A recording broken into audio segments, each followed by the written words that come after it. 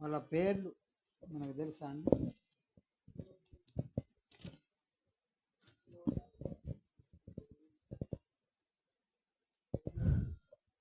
మొట్టమొదట జ్యేష్ఠ కుమారుడు రూబేన్ కదా.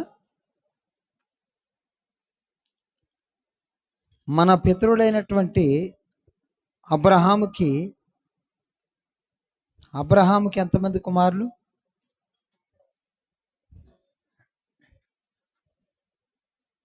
ఒక్కడేనా అబ్రహాముకి? ఇస్మాయిల్ కూడా ఉండ కదా. ఇస్మాయిల్, ఇస్సాకు, వాళ్ళిద్దరిలో జ్యేష్ఠుడు ఎవరు? ఇస్మాయిల్ కదా. మరి ఇస్సాకుకి ఇద్దరు కుమారులు,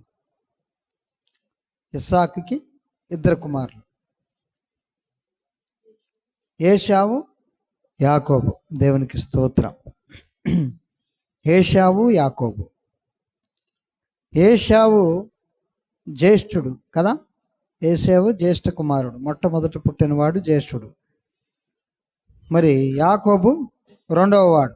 దేవునికి స్తోత్రం. కానీ జ్యేష్ఠత్వం ఎవరికి వచ్చిందండి? యాకోబుకి వచ్చింది. దేవునికి స్తోత్రం. మరి ఏశావు తృణీకరించబడ్డాడు, యాకోబు అంగీకరించబడ్డాడు. మరి యాకోబుని దేవుడు ఎన్నుకున్నాడు. యాకోబుకి 12 మంది కుమారులు కదండి. రూబేను, సిమియోను, మరి యోదా, వీళ్ళు మొత్తం ఎంతమంది? దాదాపుగా 12 మంది కుమారులు. దేవునికి స్తోత్రం. ఈ 12 మంది కుమారుల్లో బానిసగా అమ్మబడిన వాడు యోసేపు కదా. జోసెఫ్ బానిసగా అమ్మబడినవాడు జోసెఫ్. ఈ బానిసగా అమ్మబడినటువంటి ఈ జోసెఫ్ ద్వారా కుటుంబం అంతా కూడా కాపాడబడది. కరువు టైంలో 7 సంవత్సరాల కరువు వచ్చినప్పుడు ఈ జోసెఫ్ మరి ఎక్కడికి అమ్మబడ్డాడండి? ఐగుప్తు దేశమునకి కదా అమ్మబడ్డాడు. అతన్ని 20 ఎండి నాణేలకి తన అన్నదమ్ములు, తన సహోదరులు, తన సోదరులు, తన మరి సహోదరులందరూ కలిసి ఇతను కలలుగంటున్నాడు, ఇతను మన మీద కలలుగంటున్నాడు, మరి మన గురించే తండ్రి గారికి మరి చెడు చెప్తున్నాడు. మరి తండ్రి గారు ఈ యోసేపునే బాగా ప్రేమించి అతని కోసం విచిత్రమైనటువంటి అంగీని కుట్టించాడు అనేసి ఒక నిలువుటంగి కుట్టిస్తాడు యోసేపుకి. ఎవరండి? యాకోబు తన తండ్రి యోసేపును ప్రేమించి తన తెలివిని, తాను దర్శనాలు, ప్రార్థనా విధానం, అతను తండ్రి దగ్గర ఉండేవాడు కాబట్టి మరి అతను మరి దేవునితో సహవాసాన్ని కలిగి ఉంటున్నాడు కాబట్టి మరి తండ్రి యోసేపును ప్రేమించి, రాహేలు తనకిష్టమైనటువంటి భార్య కనుక ఆమెను బట్టి మరి యోసేపును ప్రేమించి, అదేవిధంగా బెన్యమీన్ని, వీరిద్దరిని కూడా బాగా ప్రేమించేవాడు ఎవరండి? యాకోబు. ఒక విచిత్రమైనటువంటి నిలువుటంగిని కుట్టించాడు. అయితే మరి ఈ అన్నదమ్ములందరూ కూడా గొర్రెలు కాయటానికి, మేకలు కాయటానికి అడవిలోకి వెళ్ళేవారు కానీ యోసేపు, బెన్యమీను మాత్రం ఇంటి దగ్గరనే తండ్రి దగ్గర ఉండేవారు. ఇట్లా ఉంటున్నటువంటి సమయంలో ప్రియులారా, మరి ఒకసారి ఈ యొక్క అన్నల దగ్గరికి వాళ్ళు అడవిలో మరి ఈ యొక్క గొర్రెలను, మేకలను, మందలను మేపుచూ ఉండగా వారి దగ్గరికి భోజనాలు ఇవ్వటం కోసం పంపిస్తాడు యోసేపుని. అప్పుడు వారు ఏం చేస్తారంటే ఆ యోసేపుని మరి ఇతడు కలలుగని వాడు వస్తున్నాడు, మన మీదే కలలుగంటున్నాడు కాబట్టి మరి ఇతన్ని మనము చంపాలి అనుకుంటారు. చంపాలి అనేటువంటి ఆలోచన వాళ్ళలోకి వచ్చింది. కానీ మరి రూబేను మరి వాడిని చంపొద్దు, మన సహోదరుడు అని తప్పిస్తాడు. తప్పించినప్పుడు ఒక గుంట, నీళ్లు లేనటువంటి గుంటలో మరి అతన్ని పడవేసి మరి ఆ యొక్క మరి గుంటలో పడవేసి అతన్ని వదిలిపెట్టాలని చూసినప్పుడు మరి యోధా అంటాడు, ఇష్మాయేలీయులు మరి ఆ మార్గం గుండా పోతూ ఉంటే ఆ యొక్క యోధా అనేటువంటి మరి సహోదరుడు, ఆ వాళ్ళ సహోదరులో ఒకడు ఏమంటాడంటే, ఈ యోసేపుని మనము మరి వాళ్ళకు అమ్మేద్దాం, అతను ఇక్కడ కాపోయిన మన మధ్యలో కాపోయిన ఈ గుంటలో ఉంటే నీళ్లు లేక ఆహారం లేక చనిపోతాడు, అతడు అక్కడైనా బ్రతుకుతాడేమో, మనకు కూడా డబ్బులు వస్తాయి అని ఒక 20 ఎండి నాణేలకి యోసేపుని అమ్మేస్తారు. అమ్మేసినప్పుడు అతను ఐగుప్తు దేశంలోకి తీసుకుపోబడతాడు. ఇదంతా మనకి బాగా తెలుసు. దేవునికి స్తోత్రం. ఐగుప్తు దేశంలో పెద్దవాడు అవుతాడు. ఐగుప్తు దేశంలో పోతీఫరు ఇంట్లో ఉంటాడు. మరి పోతీఫరు ఇంట్లో ఇతను ఈ యోసేపు ఉండగానే ప్రియులారా, ఆ యొక్క పోతీఫరుని దేవుడు పొలంలో దీవిస్తాడట, ఇంట్లో దీవిస్తాడు, తాను పిండి పిసికేటువంటి మరి పిండిని దీవిస్తాడు, తాను ఎక్కడ ఏది పట్టినా కానీ అంతా ఫలవంతంగా ఉంటుంది. దేవునికి స్తోత్రం. యోసేపుని బట్టి ఆ పోతీఫరు ఇంటిని దేవుడు ఆశీర్వదిస్తాడు. మరి యోసేపు మీద పోతీఫరు భార్య కన్నువేసి నీవు నాతోటి ఉండాలి అనేసి ఆయన్ని బలవంతం చేసినప్పుడు యోసేపు పారిపోతాడండి. దేవునికి స్తోత్రం. యోసేపు పారిపోయి మరి అతను మరి జైలులో పెట్టబడతాడు. జైల్లో మరి ఉంటాడు. జైల్లో ఉన్నప్పుడు పిల్లారా మరి అతను మరి జైల్లో మగ్గుతూ ఉంటాడు. అతనికి కాళ్ళకి మరి సంఖ్యలో బిగిస్తారు. మరి ఆ యొక్క మరి ఐగుప్తు దేశీయులందరూ కూడా పోతీఫరు అతన్ని కఠినంగా శిక్షించేటట్లుగా చేస్తాడు. ఆ తర్వాత ఫరో ఒక కల కనినప్పుడు ఆ కల యొక్క భావమును చెప్పటం కోసం మరి జైలు నుంచి యోసేపును బయటికి తీసి ఆ కలభావాన్ని చెప్పిన తర్వాత ప్రియులారా యోసేపుని మరి ప్రధానమంత్రిగా చేస్తాడు. దేవునికి స్తోత్రం. ప్రధానమంత్రిగా చేస్తాడు. చేసిన తర్వాత అదే టైంలో ప్రియులారా మరి ఈ యొక్క ఐగుప్తు దేశంలో, కానాను దేశంలో అనగా యాకోబు నివాసం ఉన్నటువంటి దేశంలో కూడా 7 సంవత్సరాల కరువు వచ్చింది. ఆ కరువు టైంలో మరి ఆ యొక్క ఫరోకి ధనమంతా సమకూరుస్తాడు ఆ యొక్క యోసేపు. ఆ సమకూర్చబడ్డప్పుడు ప్రియులారా మరి ప్రపంచంలో ఉన్నటువంటి జనులందరూ కూడా ఐగుప్తు దేశంలో ధనం కొనుక్కోవటానికి వస్తారు. అదే క్రమంలో యాకోబు కూడా తన యొక్క కుమారులందరినీ కూడా రూబేను మొదలుకొని మరి మిగతా మరి 10 మంది కుమారులను ఆ యొక్క ఐగుప్తు దేశానికి పంపించినప్పుడు యోసేపు, చిన్నవాడైనటువంటి యోసేపు అన్నలందరినీ గుర్తుపడతాడు. దేవునికి స్తోత్రం. రెండోసారి వచ్చినప్పుడు తను తాను పరిచయం చేసుకుంటాడు. పరిచయం చేసుకున్న తర్వాత ప్రియులారా మరి వాళ్ళని పరిచయం చేసుకొని అన్నను ఆదరించి మరి తన కుటుంబాన్నంతటిని కూడా ఐగుప్తు దేశానికి రప్పించుకుంటాడు యోసేపు. దేవునికి స్తోత్రం. మరి ఈ 12 మంది కుమారులలో ఒక మరి జ్యేష్ఠుడుగా, మంచివాడుగా, ఈ పెద్దవారు చేసేదానికంటే ఎక్కువగా చేసిన వాడుగా యోసేపు మనకు కనబడుతూ ఉన్నాడు. కుటుంబాన్ని కరువు నుంచి కాపాడాడు. కుటుంబాన్నే కాదు, ఐగుప్తు దేశమంతటిని కూడా కాపాడాడు కదండి. ఐగుప్తు దేశమంతా కాపాడబడ్డది. ప్రపంచంలో ఉన్నటువంటి ప్రజలందరూ కూడా కాపాడబడ్డారు తాను చేసినటువంటి భక్తి మూలాన. దేవునికి స్తోత్రం. తాను చేసినటువంటి భక్తి మూలాన యోసేపు ఒక్కడే మరి భక్తిపరుడుగా తనకి శ్రమలు వచ్చినప్పుడు తన శ్రమలలో ఆయన యేసు ప్రభువుని వదిలిపెట్టలేదు, దేవుణ్ణి వదిలిపెట్టలేదు. తన అన్నలో తన్ని ఒక గోతిలో పడివేసినప్పుడు పిల్లారా, ఒక గోతిలో ఆయన్ని విడిచిపెట్టినప్పుడు ఆ గోతిలో ఉండి ప్రార్థన చేశాడు. దేవునికి స్తోత్రం. మానవునికి పిల్లారా ఇబ్బంది వస్తేనే ప్రార్థన చేస్తాం. మనం ఇబ్బంది రాకుంటే అసలు ప్రార్థన మాట ఎత్తమండి. ఇది నిజమా కాదు? ఇబ్బంది రాకుంటే ప్రార్థన చేయం, ఇరుకు రాకుంటే ప్రార్థన చేయం.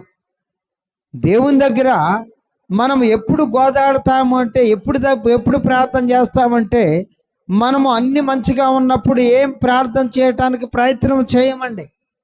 కానీ ఎప్పుడైతే ఇబ్బంది వస్తుందో, ఎప్పుడైతే ఇరుకు వస్తుందో, ఎప్పుడైతే మన కుటుంబంలో కలతలు వస్తాయో, ఎప్పుడైతే మన కుటుంబంలో ఇబ్బందులు కలుగుతాయో, అప్పుడు మాత్రమే దేవుడు గుర్తొస్తూ ఉంటాడు. దేవునికి స్తోత్రం. యోసేపు జీవితంలో దేవుడు తన వాక్కుతోటి ఆయన్ని పరిశోధించాడట. దేవునికి స్తోత్రం.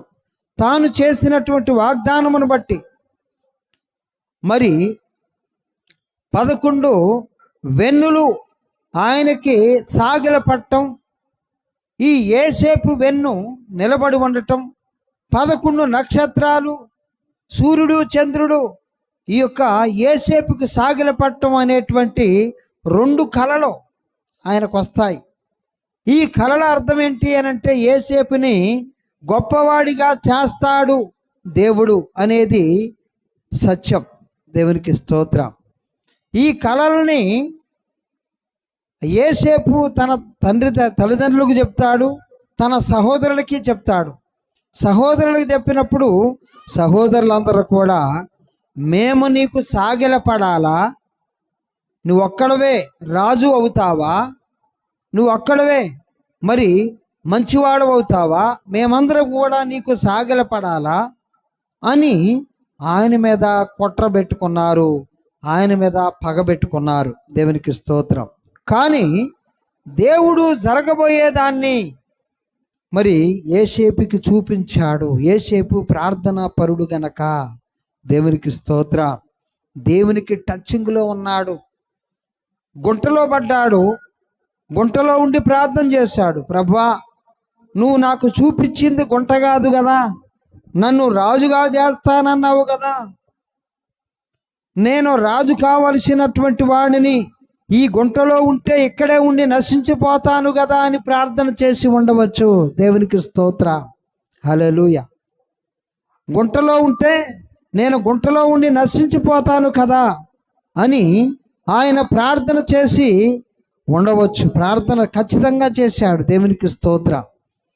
గుంట నుంచి దేవుడు తప్పించాడు. ఆయన మరి పోతీఫరు ఇంట్లో పెట్టబడ్డాడు. పోతీఫరు ఇంట్లో మంచిగా భోజనం జరుగుతుంది, పోతీఫరు ఇంట్లో మంచిగా ఆహారము దొరుకుతుంది, అక్కడ అభివృద్ధి ఉన్నది. అంటే మరలా అతనికి ఏమొచ్చిందండి? మరి అతని పోతీఫరు భార్య ఆయన మీద కన్ను వేసి ఆయనతోటి శయనించాలని ఆమె ప్రయత్నం చేసినప్పుడు తప్పించుకొని పోయి జైల్లో పడతాడు. జైల్లో ఉన్నప్పుడు ప్రార్థన చేశాడు. జైల్లో ఉన్నప్పుడు జైల్లో ఉన్న వాళ్ళందరినీ కూడా మార్చాడు. అంటే యోసేపు ఎక్కడికి పోయినా ప్రార్థన మానలేదు. దేవునికి స్తోత్రం.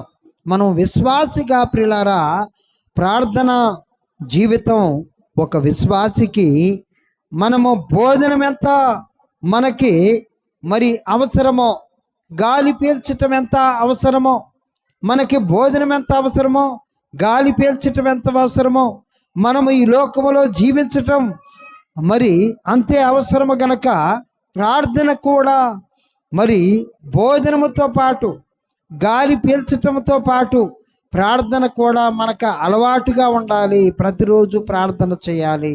యోసేపు వలె ప్రతిరోజు దేవుని దగ్గర గోజాడాలి. యోసేపు వలె. యోసేపు తన కుటుంబం అంతట్లో కూడా మరి చివరి నుంచి రెండో వాడు. 12 మంది కుమారులలో చివరివాడు ఎవరండి? బెన్యమీను కదా. బెన్యమీనుకి ముందువాడు అంటే 11వ వాడు.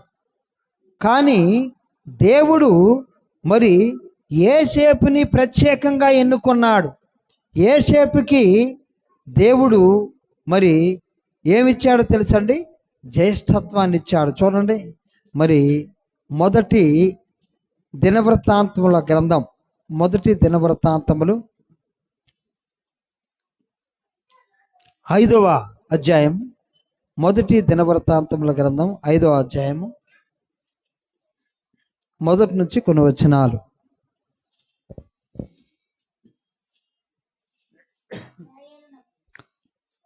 మొదటి దినవృత్తాంతముల గ్రంథం 5వ అధ్యాయము మొదటి నుంచి కొన్ని వచనాలు. ఇజ్రాయేలులకు తొలిచూలు కుమారుడైన రూబేను కుమారుల వివరం. ఇతడు ఎవరండి? జ్యేష్ఠుడెవరు? రూబేను. రూబేను జ్యేష్ఠుడై ఉండెను కానీ తన తండ్రి పరుపును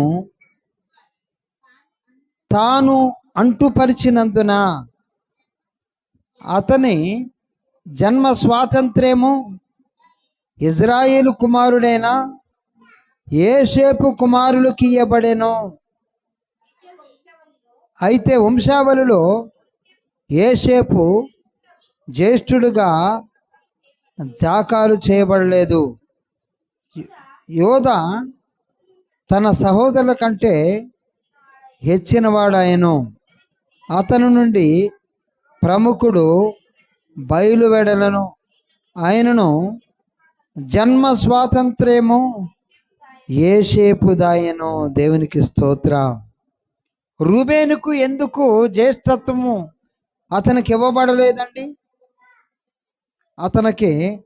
రూబేనుకి ఎందుకు ఇవ్వబడలేదో తెలుసండి? ఎందుకు ఇవ్వబడలేదు?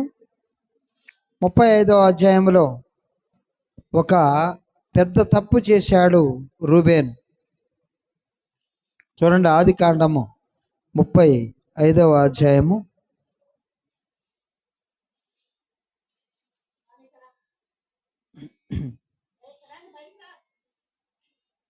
22వ వచనాన్ని. 35:22. ఇజ్రాయేలు ఆ దేశములో నివసించుచున్నప్పుడు రూబేను వెళ్ళి తన తండ్రి ఉపపత్ని అయిన బిల్హాతో శయనించెను. చాలండి, దేవునికి స్తోత్రం. తన తండ్రి యొక్క పరుపుని ఏం చేశాడటండి?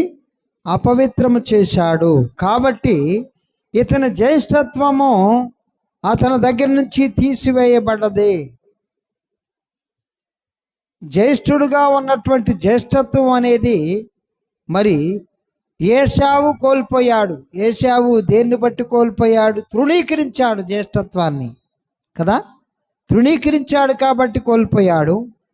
ఇక్కడ మరి రూబేను తన యొక్క తండ్రి యొక్క పరుపును అపవిత్రం చేశాడు గనుక ఆటోమేటిక్గా అతని జ్యేష్ఠత్వాన్ని దేవుడే తీసివేశాడు. మరి ఎవరికి ఇవ్వబడ్డదంటే యోసేపు కుమారులకు ఇవ్వబడ్డది. దేవునికి స్తోత్రం. చూడండి, ఆదికాండములో 48వ అధ్యాయములో మనం చూసినట్లయితే 48వ అధ్యాయములో ఆదికాండము 48వ అధ్యాయం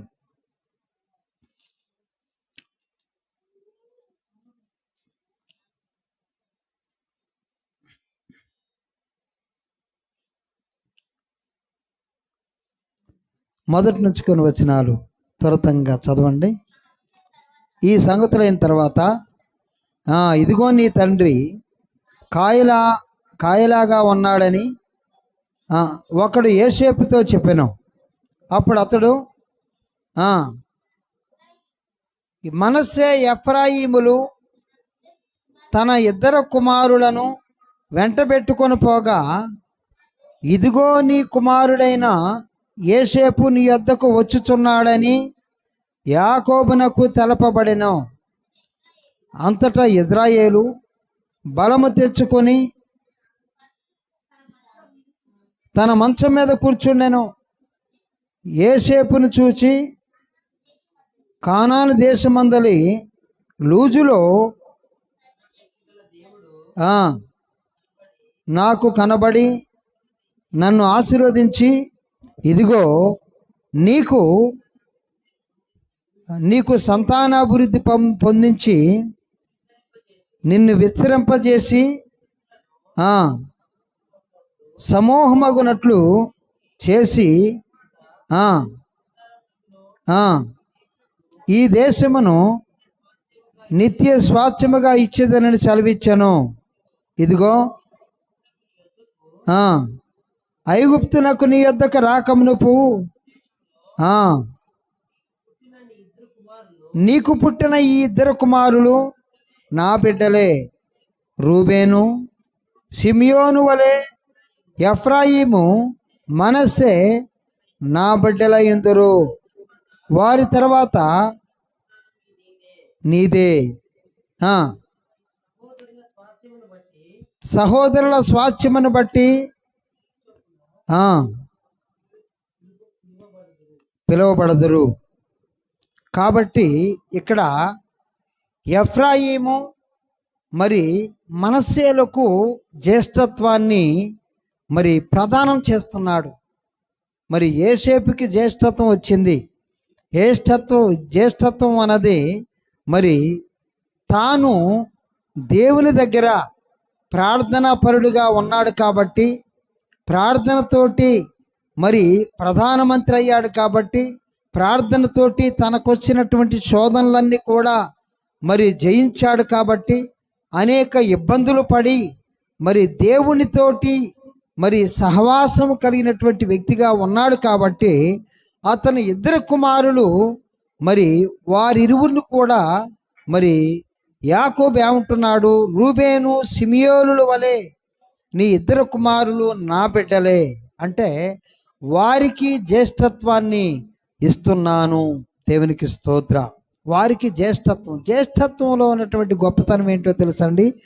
జ్యేష్ఠుడుగా ఉన్నప్పుడు, జ్యేష్ఠుడు అనంటే ప్రియులారా, కుటుంబంలో ఎవరైతే దేవునితో సహవాసము చేస్తారో, కుటుంబంలో అందరూ సహవాసం చేయొచ్చు, కుటుంబంలో అందరూ సహవాసం చేయొచ్చు, అందరూ ప్రార్థనలో కూర్చోవచ్చు, అందరూ కూడా దేవుని దగ్గర ప్రార్థన చేయొచ్చు. కానీ ఎక్కువగా దేవునికి దగ్గరగా ఉన్నవాడు, దేవునితో మంచి సంబంధాన్ని కలిగిన వాడు రూబేన్ చేయలేదా ప్రార్థన? సిమియోను చేయలేదా? లేవి చేయలేదా? వీళ్ళందరూ చేయలేదా? కానీ దేవునితో సహవాసాన్ని విడిచిపెట్టకుండా తన జీవితాలలో ఎవరైతే దేవునితో తన జీవితాంతం సహవాసాన్ని కలిగి ఉంటారో వారు మాత్రమే జ్యేష్ఠులు. ప్రథమంగా పుట్టినంత మాత్రాన జ్యేష్ఠుడు కాదు. దేవునికి స్తోత్రం. దేవునితో ఎవరైతే సహవాసాన్ని కలిగి ఉంటారో వారు మాత్రమే జ్యేష్ఠులు. దేవునికి స్తోత్రం. ఈ జ్యేష్ఠత్వము మరి చివరి నుంచి రెండవ వాడైనటువంటి యోసేపుకి వచ్చిందట. జన్మ స్వాతంత్ర్యము యోసేపుకి ఇవ్వబడ్డదే. మరి రూబేను మిగతా మరి 11 మంది ప్రార్థన చేయలేదా అంటే ప్రార్థన చేసి ఉండవచ్చు, కానీ దేవునితోటి మంచి సహవాసాన్ని కలిగినటువంటి ప్రార్థన చేశాడు యోసేపు. దేవునితోటి మరి మంచి సంబంధాన్ని కలిగినటువంటి ప్రార్థన చేశాడు. దేవుణ్ణి విడిచిపెట్టలేదు తన ఇబ్బందులో కూడా, దేవుణ్ణి విడిచిపెట్టలేదు తన కరువు టైంలో, దేవుణ్ణి విడిచిపెట్టలేదు గుంటలో ఉన్నప్పుడు, దేవుణ్ణి విడిచిపెట్టలేదు ఆయన చెరసాలలో ఉన్నప్పుడు, మరి బానిసగా ఉండి వాళ్ళ ఇండ్లలో పని చేసేటప్పుడు నీచాతి నీచముగా ఆయన్ని చూసినప్పుడు బానిస యొక్క బ్రతికేంటో తెలుసండి. మరి ఇంట్లో ఉన్నటువంటి కుక్కకైనా రెస్పెక్ట్ ఉంటుందేమో, కానీ ఒక బానిసకే రెస్పెక్ట్ అసలే ఉండదట. బానిసగా ఆయన కొనబడ్డాడు. పోతీఫరింట్లోకి ఒక బానిసగా వచ్చాడు. ఆ బానిసని ఎట్లా హీనంగా చూస్తారంటే ఘోరాతి ఘోరంగా చూస్తూ ఉంటారు ఆ కుటుంబ సభ్యులందరూ కూడా. బానిస అంటే అంత చులకనగా ఆ రోజుల్లో ఉండేది. దేవునికి స్తోత్రం. కాబట్టి తన జీవితం అంతా కూడా మరి ఎన్నో ఇబ్బందులు ఎదుర్కొన్నప్పటికీ ఆయన యోసేపు యొక్క విశేషం ఏంటంటే దేవుణ్ణి విడిచినవాడు కాదు. దేవుడు నాకు అన్యాయం చేశాడని చెప్పలేదు. ఇనుము ఆయన కాళ్ళని ఆయన్ని బంధించింది, అయినా కానీ యోసేపు భక్తిని విడిచిపెట్టలేదు, దేవుణ్ణి విడిచిపెట్టలేదు. ఫరోనే ఆయన గురించి మాట్లాడతాడు. ఎలాంటి దేవుని ఆత్మ కలిగిన వాడిని మనం ఎక్కడైనా చూడగలమా? యోసేపు దేవుని ఆత్మ కలిగిన వాడు. దేవతలు ఆయనతో ఉన్నారు, దేవుళ్ళు ఆయనతో ఉన్నారని ఫరోనే ఆయన గురించి, యోసేపు గురించి మరి చెప్తాడు. దేవునికి స్తోత్రం. కాబట్టి పిల్లారా, మరి జ్యేష్ఠత్వము అనగానే పిల్లారా, దేవుణ్ణి విడిచిపెట్టకుండా ఎవరైతే నిరంతరము ప్రార్థన చేస్తారో, దేవునితో సహవాసం చేస్తూ ఉంటారో, ఇబ్బందులో, ఇరుకులో, తన బాధలలో, తనకున్నటువంటి కష్టాలలో దేవుణ్ణి విడిచిపెట్టని వాడే నిజమైనటువంటి జ్యేష్ఠుడు. ప్రథమంగా పుట్టినవాడు జ్యేష్ఠుడు కాదు. మరి అందుకోసమే మరి యోసేపు కుమారులను దేవుడు యాకోబు చేత దీవింపజేస్తాడు.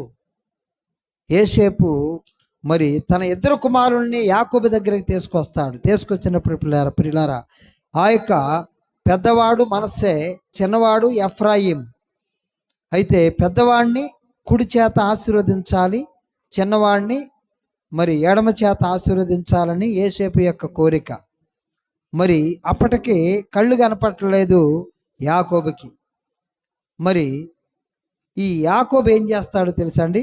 ఎఫ్రాయిము చిన్నవాడి మీద కుడి చేయిని వేస్తాడు, పెద్దవాడి మీద ఎడమ చేయి వేస్తాడు. అప్పుడు యోసేపు ఏమంటాడు తెలుసా? అది కాదు తండ్రి, పెద్దవాడు ఇతను, మనస్సే పెద్దవాడు, ఎఫ్రాయిము చిన్నవాడు అని అన్నప్పుడు పిల్లరా, మరి అది నాకు తెలుసు నా కుమారుడా, అది నాకు తెలుసు. దేవునికి స్తోత్రం. ఆ 48వ అధ్యాయంలోనే అక్కడ దీవించేటప్పుడు ప్రియులారా అక్కడ కనబడుతూ ఉంటుంది. దేవునికి స్తోత్రం. అది నాకు తెలుసు, చిన్నవాడు పెద్ద జనమవుతాడు, చిన్నవాడు గొప్ప జనమవుతాడు, చిన్నవాడు బలమైనటువంటి జనంగా తీర్చిదిద్దబడతాడు అని ఆ యొక్క యాకోబు మరి ఎఫ్రాయిముని ఆశీర్వదిస్తాడు. మరి మనస్సే కూడా గొప్ప జనమే అవుతాడు, కానీ మరి ఎఫ్రాయిమే చిన్నవాడే గొప్పవాడవుతాడని చెప్పి ఆశీర్వదిస్తాడు. దేవునికి స్తోత్రం. అయితే ప్రియులారా, మనం మొదటి నుంచి బైబిల్ గ్రంథంలో మొదటి నుంచి మనం చూసినట్లయితే మరి ఆ యొక్క లేవి గోత్రములో ఉన్నటువంటి మరి లేవీయుడును యాజకులుగా దేవుడు ఎన్నుకుంటాడు. లేవి గోత్రాన్ని యాజకులుగా, అంటే దేవుని మందిరములో సేవ చేసేవారుగా ఎన్నుకుంటాడు దేవుడు. ఆ తర్వాత మరి ఆ లేవి గోత్రము నుంచి మోషే వస్తాడు. అహరోను, మోషేలు లేవి గోత్రము నుంచి వస్తారు. ఆ తర్వాత ఈ లేవి గోత్రానికి సహకారిగా ఉన్నటువంటి యెహోషువ మనకు తెలుసు కదండి. యెహోషువ ఇతను ఏ గోత్రం నుంచి వచ్చాడో తెలుసా? ఎఫ్రాయిము గోత్రం. దేవునికి స్తోత్రం కలుగును గాక. హల్లెలూయా. సమూయేలు మొదటి గ్రంథములో 1వ అధ్యాయము 1వ వచనములో ఎఫ్రాయిము గోత్రం నుంచి వచ్చిన వాడే యెహోషువ. దేవునికి స్తోత్రం. అంటే చూడండి, దేవుని యొక్క అంటే ఆ యొక్క యాకోబు దీవించినటువంటి దీవెన ప్రకారం ఎఫ్రాయిము గోత్రము నుంచి మరి మోషేకు సహకారుడుగా యెహోషువను లేపాడు దేవుడు. దేవునికి స్తోత్రం.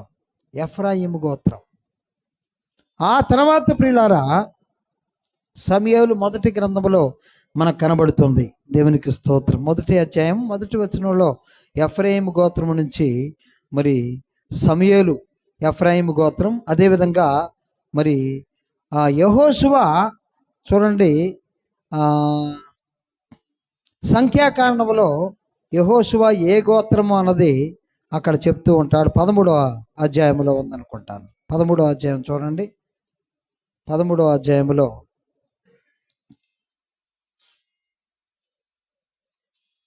16వ వచనం.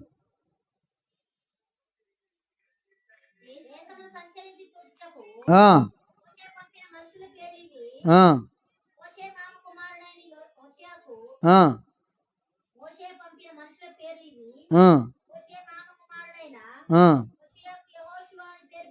ఆ, చాలండి, దేవునికి స్తోత్రం. మరి హోషియాకి యెహోషువ అని పేరు పెట్టిన. ఇక్కడ చూడండి 4వ వచనం నుంచి చదవమ్మా. 4వ వచనం.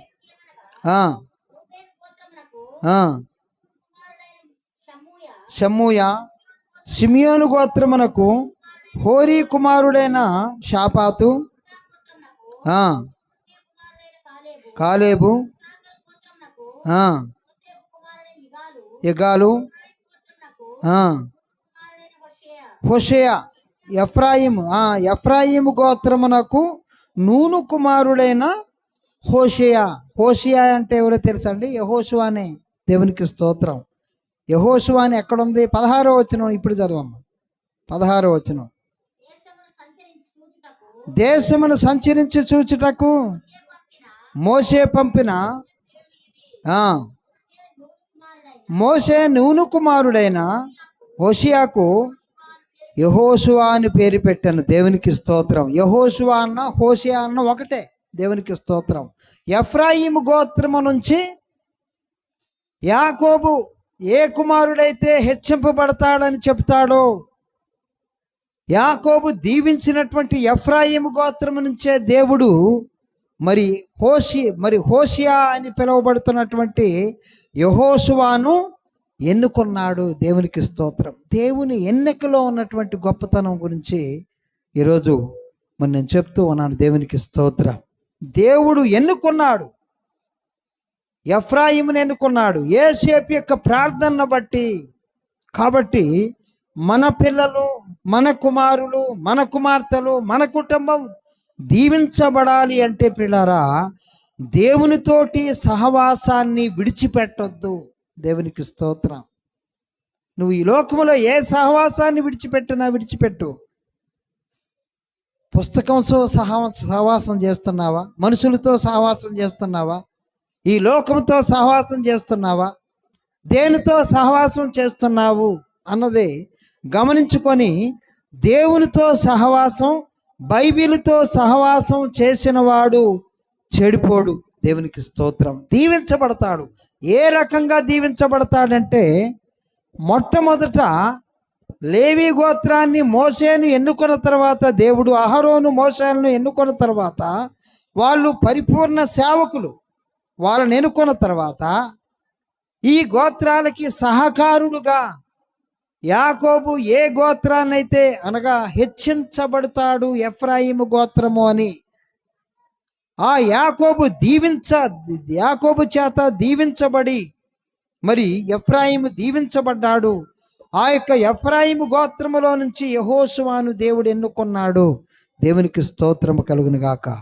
దీనికి గల కారణం ఏంటి అంటే, దేవుడు ఆ యొక్క యోసేపుకి జ్యేష్ఠత్వాన్ని ఇచ్చాడు. జ్యేష్ఠత్వాన్ని యోసేపుకి ఇచ్చి ఉన్నాడు. కాబట్టి యెహోషువ ఆ తర్వాత ఎన్నిక చేయబడ్డాడు. దేవునికి స్తోత్రం. సమూయేలు గురించి మనకు తెలుసు. సమూయేలు కూడా ఎఫ్రాయిము గోత్రం నుంచి మరి ఎన్నిక చేయబడినటువంటి వ్యక్తే. దేవునికి స్తోత్రం. సమూయేలు కూడా ఎఫ్రాయిము గోత్రికుడే. దేవునికి స్తోత్రము కలుగును గాక. ఎంత గొప్ప విషయం అండి. మరి న్యాయాధిపతులలో కూడా మరి వేరు అందరూ, అంటే అక్కడ ఉన్నటువంటి కుమారులందరిలో 12 మంది కుమారులు అందరూ కలుస్తారు. ఎఫ్రాయిము గోత్రం, మనష్షే గోత్రం కూడా మరి న్యాయాధిపతుల్లో వస్తారు. కానీ ఒక గొప్ప ప్రవక్తగా మరి సమూయేలు మరి గొప్ప ప్రవక్తగా తీర్చిదిద్దబడతాడు. గొప్ప యాజకుడిగా తీర్చిదిద్దబడతాడు. ఒక గొప్ప మరి రాజులను అభిషేకించినటువంటి వాడుగా ఆ యొక్క గోత్రాన్ని, ఎఫ్రాయిము గోత్రమును దేవుడు ఎన్నుకుంటాడు. దేవునికి స్తోత్రం.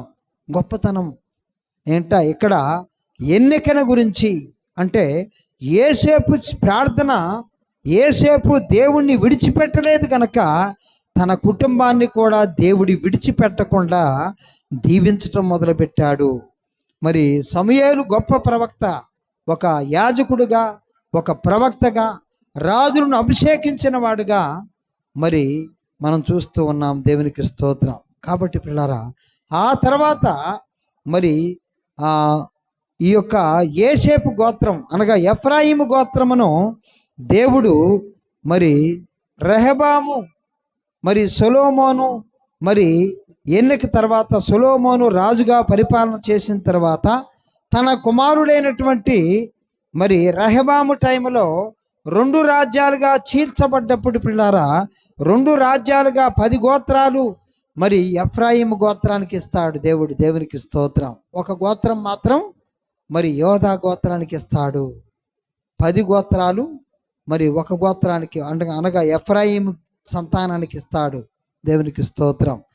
ఇందులో ఈ 10 గోత్రాల ప్రజలను ఏలేటువంటి ఎఫ్రాయిము గోత్రికులలో యెరోబాము మనకి మొదటి రాజుల గ్రంథం మరి అక్కడ 11వ అధ్యాయంలో మనకి మరి కనబడుతూ ఉన్నది. 11వ అధ్యాయంలో మొదటి రాజుల గ్రంథం యెరోబాము అనేటువంటి ఎఫ్రాయిము గోత్రము నుంచి మొట్టమొదటి రాజుగా మనం చూస్తూ ఉన్నాం. దేవునికి స్తోత్రం.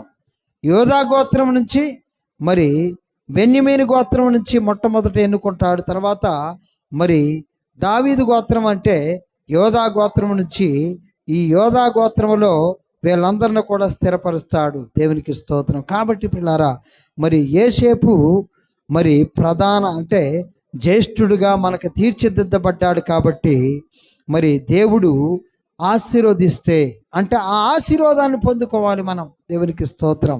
యోసేపు వలె దేవుణ్ణి విడిచిపెట్టకుండా, మరి యాకోబు వలె నిరంతరం ప్రార్థించేటువంటి బిడ్డలంగా, మరి ఇస్సాకు వలె దేవునికి మరి విరోధంగా లేకుండా, దేవునికి స్తోత్రం, అబ్రహాము వలె విశ్వాసులకు తండ్రిగా మరి మనం ప్రార్థించేటువంటి బిడ్డలంగా మనం ఉన్నట్లయితే ప్రియులారా, యోసేపు గోత్రములో ఉన్నటువంటి ఎఫ్రాయిం సంతానమును దేవుడు ఏ విధంగా అయితే ఎన్నుకొని వారికి జ్యేష్ఠత్వాన్ని ఇచ్చి, వారి కుటుంబంలో నుంచి యెహోషువాని, వారి కుటుంబంలో నుంచి సమూయేలుని, వారి కుటుంబంలో నుంచే మరి యెరోబాము అనేటువంటి రాజుని దేవుడు ఏ విధంగా అయితే ఎన్నుకుని వాళ్ళని 20 మంది రాజులుగా చేశాడో ఆ విధంగా మనమందరము కూడా మరి దీవించబడుతూ ఉంటాం.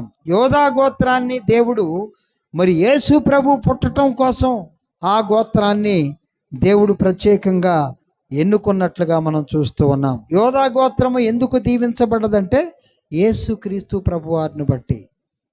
యోధా గోత్రాన్ని కూడా జ్యేష్ఠత్వమే, వారిది కూడా జ్యేష్ఠత్వమే. కానీ మరి ఎఫ్రాయిము గోత్రము, మనస్సే గోత్రాలని దేవుడు గొప్పగా దీవించాడు. ఈ మనస్సే గోత్రం నుంచి వచ్చినటువంటి ప్రవక్తలు, 2 ప్రవక్తలు ఉన్నారు.